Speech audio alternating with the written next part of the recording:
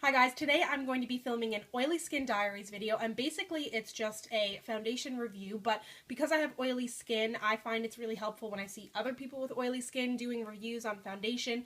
Basically, I'm just going to give you a demo, show you how it wears throughout the day, show you what it looks like with flash photography, and all that good stuff. And today I'm doing a review on the Maybelline Fit Me Matte and Poreless Foundation. So I've been trying this out for a little while. I'm going to go ahead and just apply it while I kind of chat to you about it. I've got the shade 310 Sun Beige and 330 Toffee Caramel. So I'm kind of somewhere in between both of them. So I'm going to put both of them on my face and just mix them together. I'm going to use a beauty blender. That's my preferred method for foundation always. I've seen some people say it dries kind of quickly and you need to move fast with it with the beauty blender. I saw What Would Lizzie Do did a review and she didn't really like it with the beauty blender, but I like it with the beauty blender, so I'll show you my application anyways and you can kind of decide on your own. As always with the beauty blender, you're going to get a little bit less coverage, but in comparison to if you were to use like a flat top kabuki brush from like Sigma, the F80, or any of the other companies that do them now. But I don't find it dries like that fast in the sense that it gets patchy when I use a beauty blender or anything. So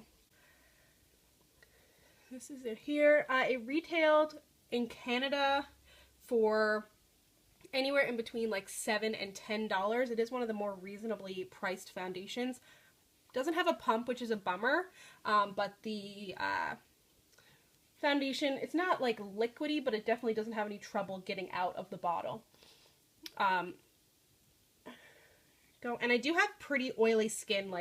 I see some girls who do foundation reviews and they say they have oily skin, but I feel like it's more combination because they can wear certain foundations that I just know aren't good for oily skin.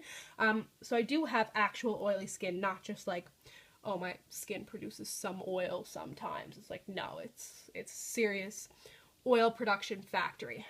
So there's nothing really shiny. It definitely, if you have combination skin, you might not even need to set it. I have oily skin, so I set just about everything. The coverage is good. I would say it is medium, slightly buildable. This is really only one layer. I'm not going to put on any more because I don't want it to be completely caked on, but it does feel good to the touch. It doesn't really feel like I have anything on my face. It feels lightweight and it's not shiny or anything like that. But I'm going to go ahead and put on the rest of my makeup and I'll show you what it looks like. Okay, so I've got all my makeup on now. I used a little bit of the Maybelline Fit Me concealer under my eyes, and then some of the MAC Studio Fix powder, just a light dusting because I need powder. Like I said, I'm an oily mess. I'm going to show you what it looks like in daylight photography. I think it looks amazing. And then I went in my bathroom, which is a little bit darker, and took a flash photo, and I think that looks awesome too. This is one of the best foundations that I've found so far in my oily skin diaries career in the way of flash photography. So I am super impressed. Cat, please. So I'm going to go ahead and go about my day, and I'll check in throughout the day, show you what it looks like, and then check back at the end of the night and show you how much oil it has or has not kept off my face. It is also currently about 12:50, so I'll check back in a couple hours. I literally hate winter the most. I'm on my way out. Had to surprise shovel my driveway. There's a bunch of snow there that I didn't know about. Anyways, it is now 3:18, so I've been wearing the foundation for about 3 hours. Sorry I'm winded from shoveling. There's definitely some oil coming through my face. I don't think this is necessarily a bad thing. This is probably now when I would take a little bit of toilet paper and just blot my face. Not huge on blotting powders, but it is holding up really well. Changed my lipstick. It's One Wild cherry picking. Wintertime is delightful. So yeah, I'm going to check back in a couple hours at the end of the night and show you how it all held up. Really happy with it so far. Hi guys, I'm back for my last update and my kind of full review on this foundation. It's been about just over 9 hours. It's now about 10 o'clock, so I've been through my whole day. I'm definitely a little bit oily, but like I said in the beginning, I am such an oily mess. I haven't touched up at all today. Nothing has really moved around on my face. My blush and bronzer is all still in the same place, so I'm super happy with this foundation.